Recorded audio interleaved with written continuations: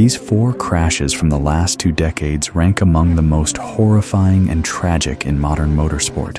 While one survived, the accidents claimed the lives of the rest of the great drivers, each one triggering major safety reforms. Felipe Massa had established himself as one of the most respected drivers of his generation.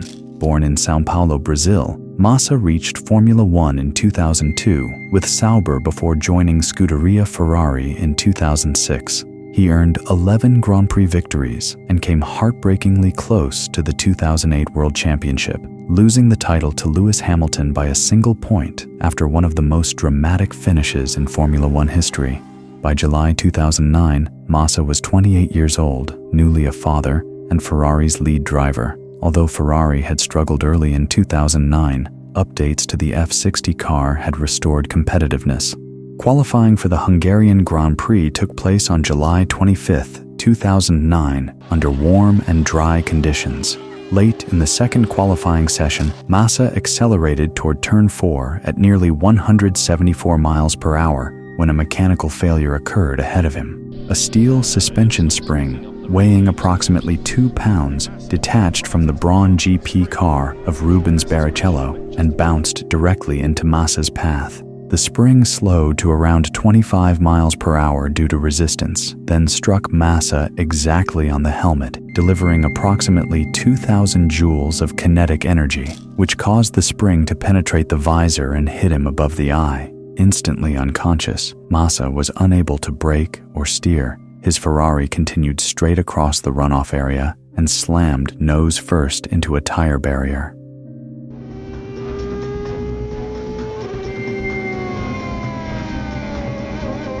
As imagens do acidente foram claras.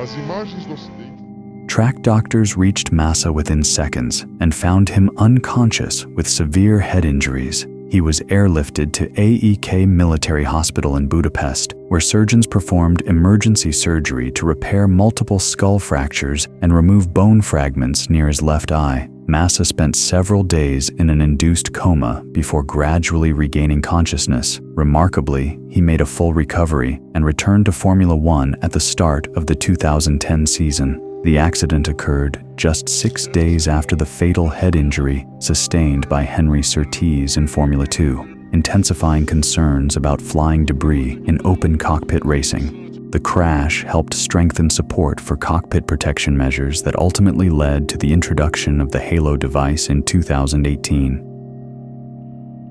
Dan Wheldon was one of the most accomplished and beloved drivers in American open-wheel racing. Born in Emberton, England, he moved to the United States to pursue a professional career and quickly rose through the ranks. Wheldon won the 2005 IndyCar Series Championship and captured the Indianapolis 500 twice, first in 2005 and again in 2011 with a dramatic last corner pass. He earned 16 IndyCar victories and was admired not only for his speed, but also for his technical insight.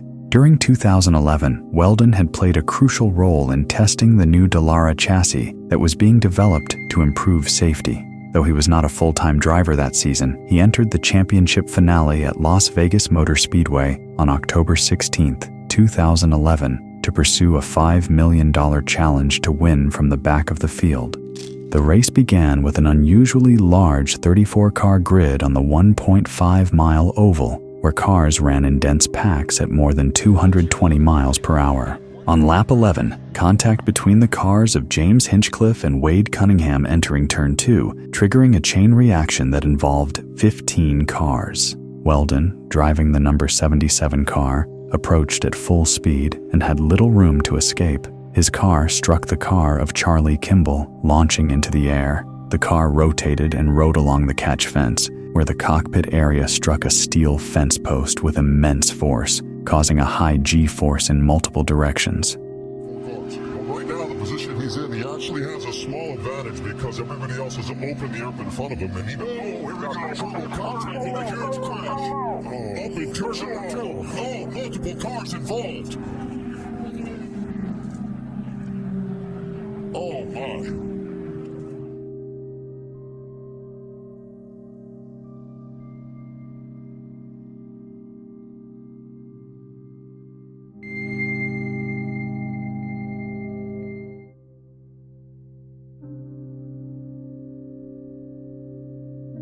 Wheldon was transported to University Medical Center of Southern Nevada, but he died from unsurvivable blunt force head trauma. He was 33 years old and left behind his wife and 2 young sons. After several hours of uncertainty, IndyCar officials announced his death, and the remaining drivers honored him by completing 5 solemn laps in formation. The tragedy prompted a sweeping investigation and major safety changes.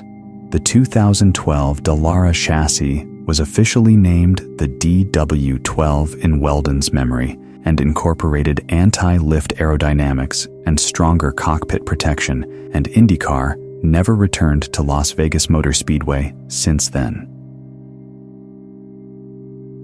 Anthoine Hubert was widely regarded as one of France's brightest young motorsport talents. Born in Lyon on September 22, 1996, he progressed rapidly through the junior ranks, winning the French Formula 4 Championship in 2013 and the GP3 Series title in 2018 with ART Grand Prix. That championship earned him a place in the Renault Sport Academy and established him as a serious Formula 1 prospect.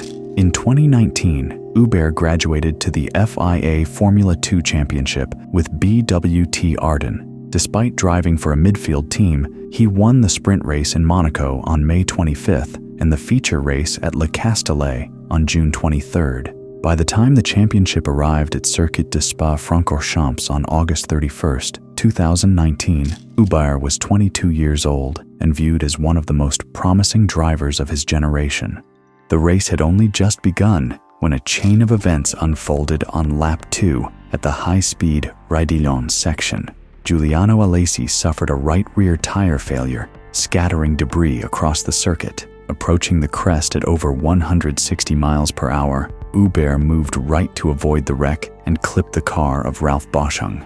The contact tore off Hubert's front wing and sent his car into the tire barrier at roughly 134 miles per hour. The car rebounded back across the runoff area and came to rest broadside to oncoming race traffic. Seconds later, Juan Manuel Correa T-boned Hubert's car at around 135 miles per hour.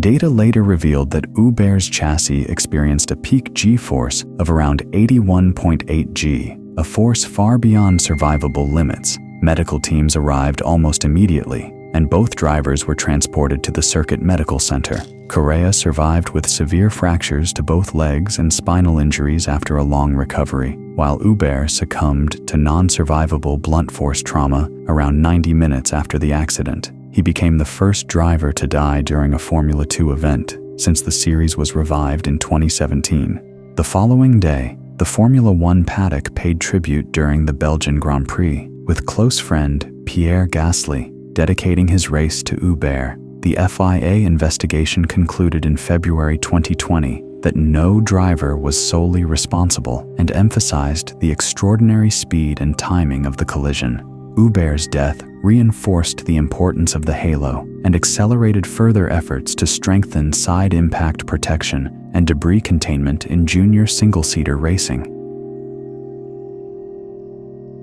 Justin Wilson built an international racing career defined by talent, perseverance, and remarkable versatility. Born in Sheffield, England, Wilson won the inaugural Formula Palmer Audi Championship in 1998 and the International Formula 3000 title in 2001. He briefly competed in Formula 1 in 2003 with Minardi and Jaguar Racing before moving to the United States, where he became a successful competitor in Champ Car and IndyCar. Across those series, Wilson earned 7 victories, including 3 in IndyCar, and the paddock admired him for his intelligence, technical insight, and warm personality. Standing 6 feet 4 inches tall, he was one of the tallest drivers in modern open-wheel racing. In 2015, at age 37, he was competing part-time for Andretti Autosport. On August 23, 2015, Wilson was racing in the ABC Supply 500 at Pocono Raceway, a 500-mile IndyCar event held on the high-speed 2.5-mile triangular oval. With 20 laps remaining, race leader Sage Karam lost control exiting Turn 1 and hit the outside wall. The impact tore the nose cone from Karam's car, sending the large carbon fiber assembly bouncing down the track. Wilson, approaching at more than 220 miles per hour, had almost no time to react. The debris struck the right side of his helmet with tremendous force, knocking him unconscious instantly. His car drifted across the circuit and made a secondary impact with the inside wall as safety crews rushed to the scene under caution.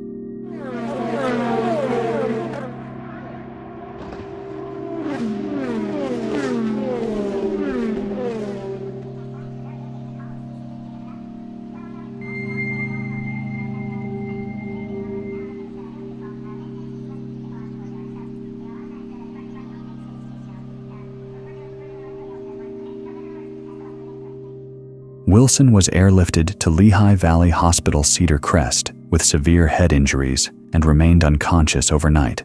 On August 24, 2015, IndyCar announced that he had died from blunt force trauma. The racing world responded with tributes, and Wilson was remembered not only as a gifted driver, but also as one of the sport's most respected figures. The accident accelerated efforts to improve debris containment, leading IndyCar to mandate stronger tethers for nose cones and aerodynamic components in 2016. It also intensified calls for cockpit protection, contributing to the eventual introduction of the aero screen in 2020.